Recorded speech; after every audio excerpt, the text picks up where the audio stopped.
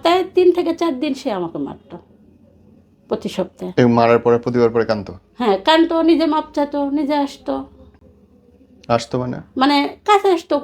গভীর ভালোবাসাও ছিল, মানে যেটা অন্যরকম। কিরকম? আমাদের 4 তলা বিল্ডিং ছিল, যেটা আমার শ্বশুর বাড়িতে। 4 তলার ছাদে সে আমাকে পাতাল কোলে করে নিয়ে যেত। হুম।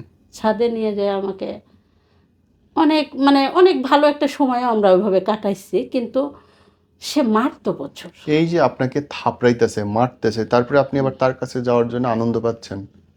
ওই যে একটু ভালোবাসার জন্য,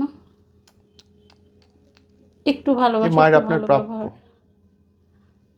তো তারপরে আমি ওকে বললাম যে আজকে, মানে আমি বারবার মাথা ছুটানোর চেষ্টা করছিলাম, তো ও মারছিল, ওর হাত দিয়ে মারছিল।